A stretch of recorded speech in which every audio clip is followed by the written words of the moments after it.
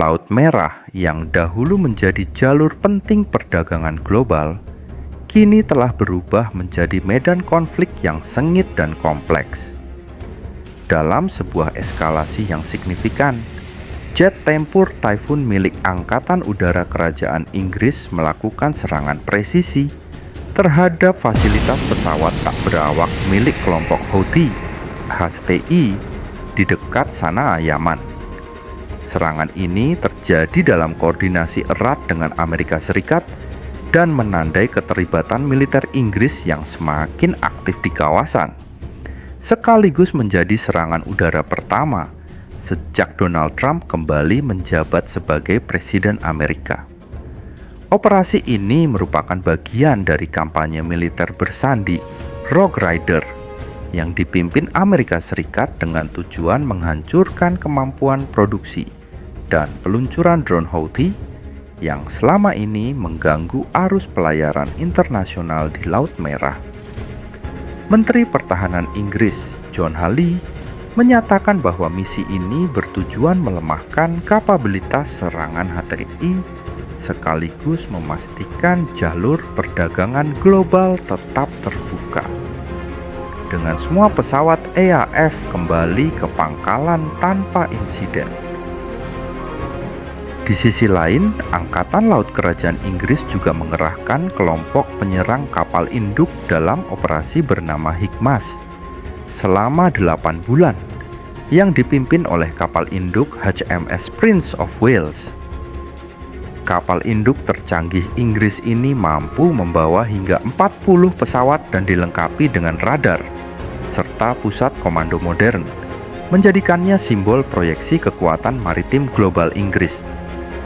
Armada ini didampingi oleh kapal perusak HMS Dauntless, fregat HMS Richmond, kapal tanker RFA Tide Force dan Tide Spring, kapal selam nuklir HMS Astute, serta kapal pendukung dari Spanyol dan Norwegia.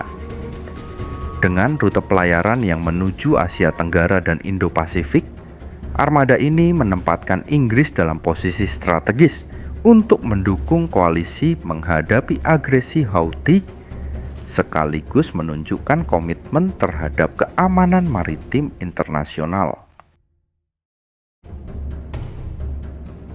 Serangan Houthi yang mengklaim bertindak atas nama solidaritas terhadap Gaza dan menentang Barat telah menyebabkan penurunan drastis arus kargo hingga 55% di Laut Merah. Akibatnya, banyak kapal dagang memilih jalur alternatif melalui Tanjung Harapan, yang berdampak pada kerugian ekonomi global mencapai miliaran dolar, serta melonjaknya premi asuransi maritim.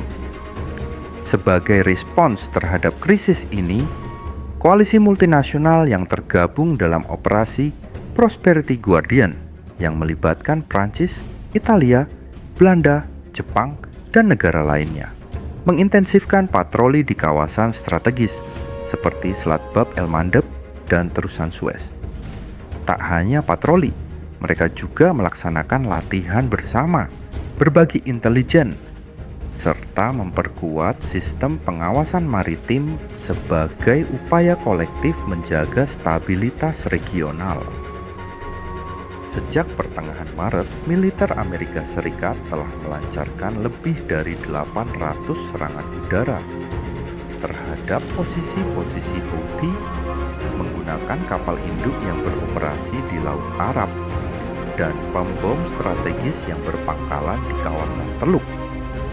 Namun, upaya gencatan senjata terus menemui jalan buntu karena HTI menolak perundingan dan bersumpah akan melanjutkan perang atrisi terhadap kekuatan Barat. Ketegangan politik juga mencuat di Amerika, terutama terkait Menteri Pertahanan PT Hexet yang dituduh salah menangani informasi rahasia, meskipun ia mendapat dukungan dari Presiden Trump. Sementara itu, Inggris dan Amerika harus menanggung beban finansial besar. Inggris mengeluarkan puluhan juta pound sterling per minggu untuk mendukung operasi kapal induk dan pesawat tempurnya. Sedangkan biaya pengoperasian satu kapal induk AS dapat mencapai 2 miliar dolar per tahun. Di tengah situasi ini, kritik dalam negeri terhadap pemerintah Inggris semakin keras. Oposisi menilai operasi militer ini terlalu tunduk pada agenda Amerika Serikat dan tidak konsisten dengan posisi Inggris terhadap konflik di Gaza. Namun bagi pemerintah, menjaga jalur perdagangan di Laut Merah tetap terbuka adalah prioritas strategis nasional. Laut Merah kini tak lagi sekadar jalur ekonomi, tetapi telah menjadi medan pertarungan geopolitik, di mana Inggris mencoba memainkan peran sentral pasca Brexit.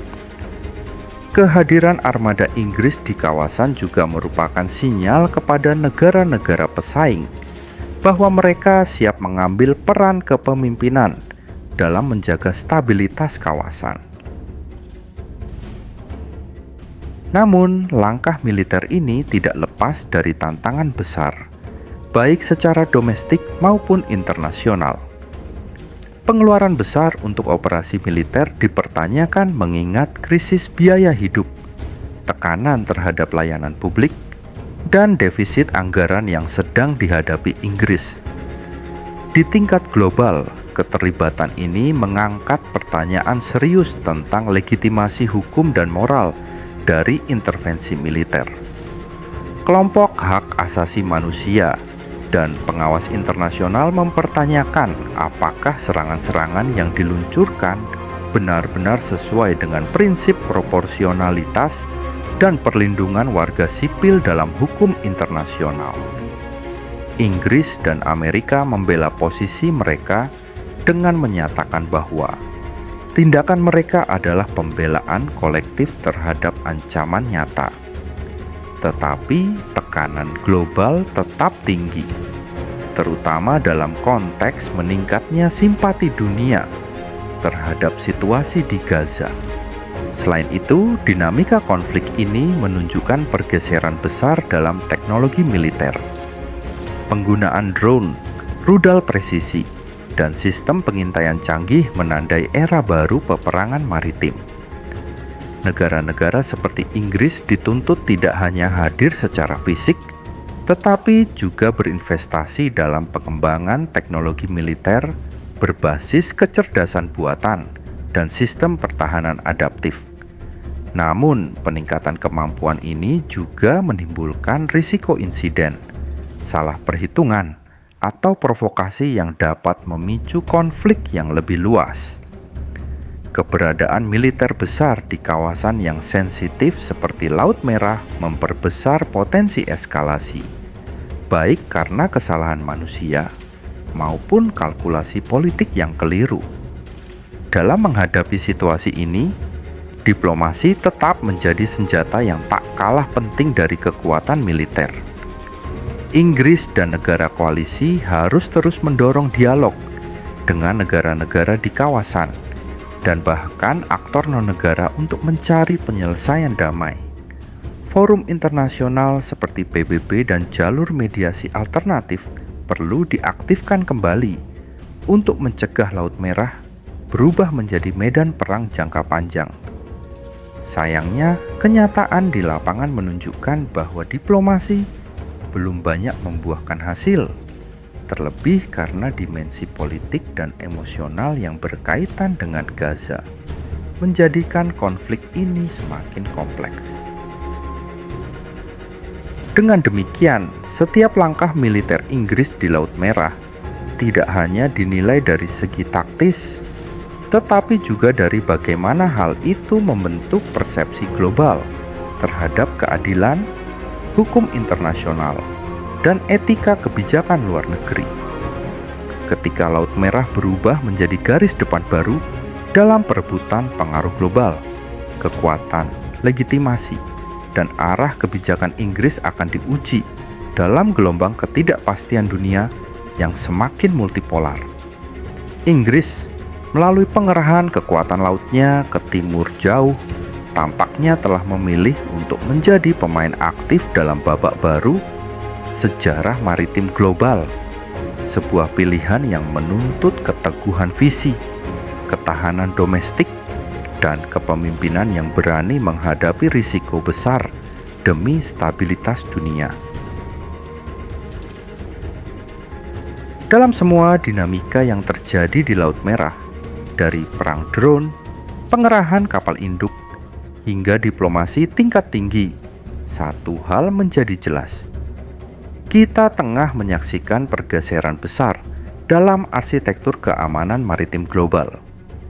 Inggris, dengan mengerahkan kekuatan lautnya sejauh ini, tidak hanya ingin menunjukkan otot militernya, tetapi juga mengukuhkan kembali peran geopolitiknya yang selama ini sempat redup.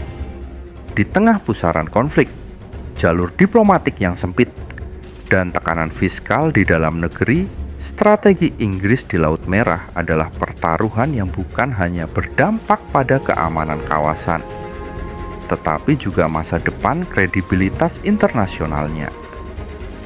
Namun, seperti semua babak sejarah besar, ini baru permulaan.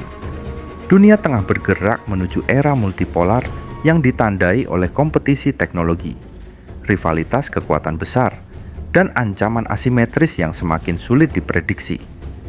Maka dari itu, memahami konflik Laut Merah bukan hanya soal mengikuti berita harian, tetapi juga membaca arah masa depan geopolitik global. Disinilah pentingnya kita terus memantau, menganalisis, dan mendalami informasi dari berbagai sudut pandang.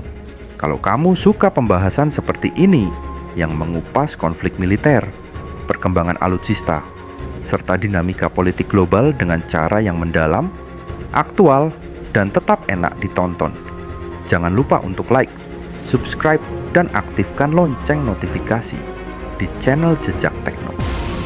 Di sini kita bukan hanya bahas teknologi militer, tapi juga bagaimana teknologi itu membentuk dunia kita hari ini dan di masa depan. Dukung terus Jejak Tekno agar bisa terus menghadirkan konten-konten berkualitas, kritis, dan informatif. Karena di era informasi seperti sekarang, memahami dunia bukan lagi pilihan, tapi kebutuhan. Sampai jumpa di video selanjutnya, dan ingat, di balik setiap peluncuran rudal dan manuver kapal induk, ada narasi besar yang perlu kita pahami bersama. Hanya di Jejak Tekno, jejak teknologi, konflik, dan kekuatan dunia.